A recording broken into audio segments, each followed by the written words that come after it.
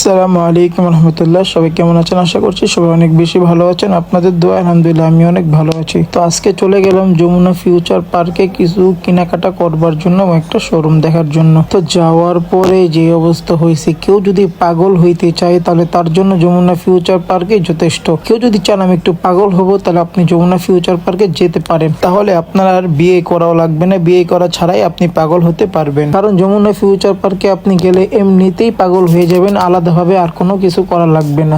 এত বড় ফিউচার পার্কটা যে আপনি ঘুরে ঘুরে চিনতেই পারবেন না কোথা থেকে কোথায় যাচ্ছেন।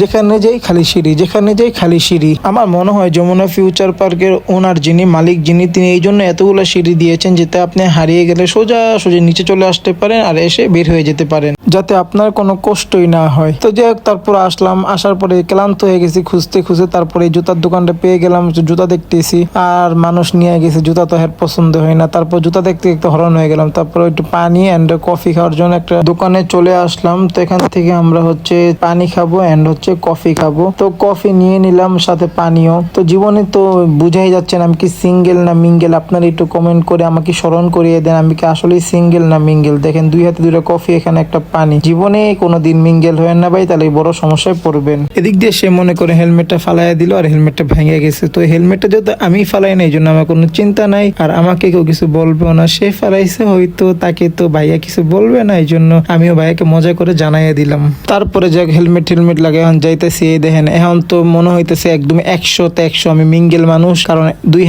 এক হাতে দুইটা হেলমেট, কফি আর ব্যাগ, এত কিছু নিয়ে হাঁটতে। ভাই আপনারা যারা বিয়ে করছেন আপনারা একটু কম তো ভাই, আপনারা কেমনে চলেন এরকম ভেজাইলা জীবন নিয়ে? ভাই কেউ মিঙ্গেল হয়েন না, কারণ মিঙ্গেল হইলে মনে করেন প্রচুর পরিমাণ প্যারা। Single life is the best life. Single লাইফের মতন আরামদায়ক লাইফ আমার মনে হয় আর কোনো লাইফ হতেই পারে না। শুরুতে বলে আসছি, কেউ পাগল হইতে চাইলে যমুনা ফিউচার পার্কে চলে আসেন। দেখেন একটা গরম কফি নিয়ে নিছি আর খুঁজতেছি আরেকটা দোকান, বরকা দেখার জন্য। তো খাইতে খাইতে মনে করেন আমার মনে হয় কফি শেষ হয়ে যাবে, কিন্তু ওই দোকানটা আর খুঁজে পাবো না। তারপর আমরা খুঁজতেছি কোথায় পাওয়া যায়, দেখা যাক কি হয়। আগেই বললাম না যে খুঁজতে খুঁজতে মনে করেন আমার কফি খাওয়া শেষ হয়ে যাবে, কিন্তু ওই দোকান খুঁজে পাবো না। কফি খাওয়া শেষ, এটা ডাস্টবিনে ফালাইয়া দেওয়া শেষ, তারপরও এখন তোর দোকান খুঁজে পাই না। এখনো খুঁজতেই আছে কই পাওয়া যায়। মুই ভিডিও করতেছে, ওই পাশে আপুরা দেখে ফেলছে, এই জন্য মুখটা ঢাকা ফেলছে যাতে ভিডিওতে তার মুখ না চলে আসে। অবশেষে ফাইনালি জাবিন্স ওয়ার্ডরোবে খালতো ভাই ওয়ার্ডরোবে পেয়ে গেছি। রে ওয়ার্ডরোব, তুই এতক্ষণ কইছিলি? তোরে খুঁজতে খুঁজতে আমার পাড়া ব্যথা হয়ে গেছে। যাই ওয়ার্ডরোবে ঢুকে গেলাম। ঢুকার পরে তাদেরকে বললাম, ভাই কোন চিপায় একটা দোকান দিছেন, এই দোকান তো খুঁজে কোনোভাবে পাই না। তো ওয়ার্ডরোবের সামনে আসার পর একটা খুব ভালো লাগলো। এখানে এক ভাই নামাজের টাইম হয়ে গেছে, নামাজ পড়তেছে। আসলে এটা খুবই ভালো লাগার একটা বিষয় যে যেখানে নামাজের টাইম হবে সেখানে নামাজটা পড়ে নেওয়া। ওয়ার্ডরোবে ঢোকার পর ওয়ার্ডরোবের ভাইদেরকে বললাম, ভাই এত কষ্ট করে খুঁজে বাই করছি, একটু কি ডিসকাউন্ট দিবেন না?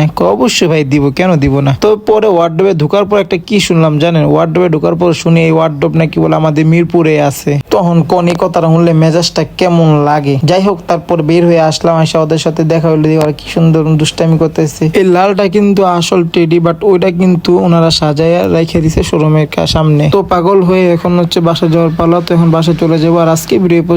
সকলে ভালো থাকবেন, সুস্থ থাকবেন। দেখা হবে সামনে নতুন কোনো ভিডিওতে। Thank you for watching the video.